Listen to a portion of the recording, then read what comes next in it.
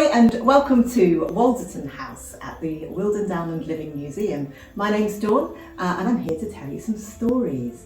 This Christmas I will be at the Walderton Living Museum in this very house, and I will be telling stories on the 19th, 20th and 21st. And this is one of the stories that I'll be telling. Now, this place at one point was the post office during the Victorian period. And they would have had all sorts of letters sent here, and I wonder if some of them might have been about the, let's just say the wee folk and the mischievous folk you might find at this time of year. The elves and maybe a few dwarves, the little folk, the brownies and the hobs, the ones that help you around the house. This story is about a little hob. Now hobs, they're farm elves, if you like. They help out along the farm and they'll do all of your chores for you as long as you leave them a good pat of butter and a bowl of cream. It has to be the best, mind, not soured cream and not yesterday's butter. It's got to be the best as far as the hob's concerned. Now this little hob, he worked on a farm not too far from here. Now this farm was incredibly prosperous. Lots and lots of corn to make bread and oats to make porridge, and it kept the village fed. The villagers never had to pay very much for the food either, because it never cost the farmer too much to produce, because he had this hob to help him. The cows were always milked, and well, they gave creamier milk than any other farm for miles around. The pigs, they were fed well and kept well, and they made the most delicious bacon when it came to hanging that at Christmas time. Now, the villagers, they got to muttering about what it was about this farm that made it so prosperous, and yet they didn't have to pay very much for the food. And there was a little bit of muttering that it might actually be witchcraft. However, they never really voiced that opinion to the farmer, because of course the farmer wouldn't have had that at all. He would have been very cross about that. Now the farmer and his two sons, they of course knew why their farm did so well. It was that little hob. They only needed to employ two people on that farm. One of them was a farm hand. He just did all the odd jobs that maybe the hob didn't get round to overnight. And there was a maid to clean the house because, well, the hob was busy on the farm. Now, the farmer was very clear with his sons that although they knew that there was a hob on the farm, he was not to tell anybody else. Because, well, somebody might come and try and spirit that hob away. Maybe offer them something that meant that they would leave the farm and go and work on another farm. Maybe they had better butter and better cream, who knows? So the hob was kept a secret, and it was always that way. Now this year, the farmhand, he would like to marry the housemaid, but he needs a little bit of extra money so that he can buy a house and have a little bit of land that they can work and grow vegetables on. He can't get any extra work anywhere else, so he goes to one of the sons and he asks, he says, there is a barn full of wheat that needs threshing there.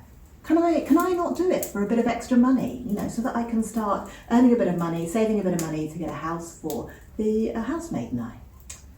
The brother, who isn't really concentrating properly, just looks at the farmhand and then just waves him away. Just no, don't worry. We don't need extra help in the barn. He said, yeah, but there's a lot of wheat in there. He said, no, we don't need it. The hob will do it. And before he's realised what he said, it's too late.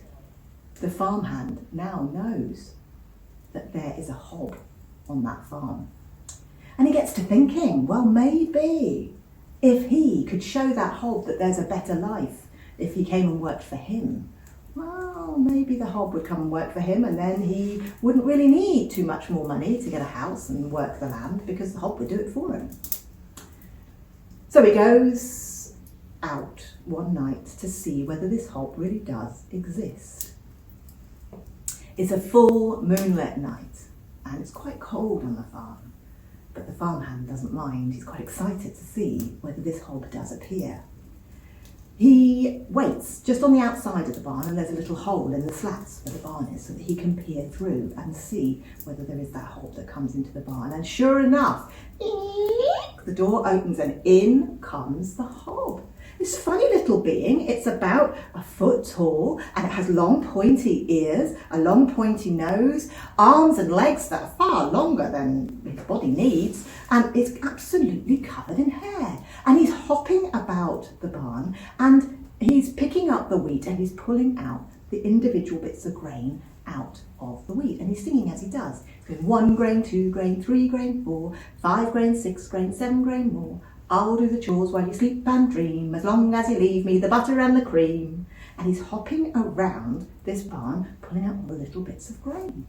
And the farmhand can't believe what he's seeing, and he's wondering how it is he can encourage this hob to come and work for him, when he notices that despite this little hob being covered in hair from head to toe, he is in fact naked, completely naked. And the farmhand thinks, well, that's no way to work.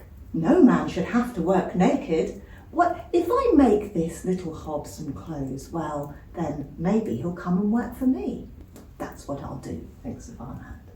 So off he goes to the housemaid, and he talks to her about what it is, his plan, and how if they get this hob to come and work for them, then they could well easily, in no time at all, have enough money to buy a house, and then they could get married. And well, the housemaid, she's very keen on that idea, and so she sets to making a little pair of breeches for the hob and a little farm tunic for him. She makes it out of Hessian sack from the old feed sacks, and she makes it finest stitching you've ever seen, and very good clothes. So the next full moon, the farmhand, he goes out to the barn and he lays the tiny little tunic and the breeches onto one of the hay bales that are around the outside of the barn. The hob does come in.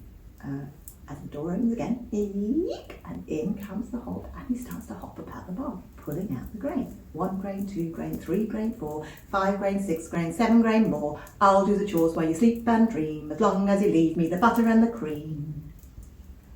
And he's carrying on pulling the grain when suddenly he notices these clothes on the hay bale. What is this? He says. And you can see it's like smoke coming out of his ears, and he's gone bright red. You can see it underneath all that hair. What is this? He says. A tunic and breeches for me? But I like to be naked. I like to work naked. I'm as naked as the day I was born. I have never been so insulted in my life, he says. And if I was going to wear clothes, it would not be tatty clothes made out of Hessian. No, it'd be silks and velvets for me, most definitely. I am outraged, says the little hob. And he runs out of the barn and he disappears into the night. And I'm sorry to say, he wasn't ever seen again. So the wheat in the barn didn't get sorted and the grain didn't come out. The cows, they didn't get milked. The pigs, they didn't get cleaned out and fed. Things were starting to go a bit to pot on the farm. And eventually the farmer asked the sons what was going on, where was the hob? And the son had to admit that he might have told the farmhand. So the farmer went to see the farmhand. He said, what happened? What have you done with the hob? Is he working for you now? And the farmhand said, sadly not. And he told him what he'd done and how he'd made him a tunic and breeches. And the farmer said, stupid boy. Everybody knows that you do not give a hob clothes. They will be mightily insulted. You're lucky he left, because he could have caused us a lot of trouble. No, the only thing you ever leave a hob is butter and cream, he said. Well, now you are going to have to work a lot harder, said the farmer, because there was nobody else to work the farm. And they weren't as prosperous, so they couldn't pay the farmhand anymore. Now, I'm pleased to say that the farmhand eventually did earn enough to buy a little house and marry the housemaid, and they had a little plot of land where they turned the soil and had vegetables. And the farm, well, it was never quite as prosperous as it was with the hob, but it did okay. But I'm sorry to say that the hob was never seen again.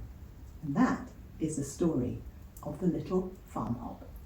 So, this Christmas, when you are leaving Santa that mince pie, don't forget to leave your hob a little bit of butter and a little bit of cream. And you never know, you might find that on Christmas Day, the washing up is done for you.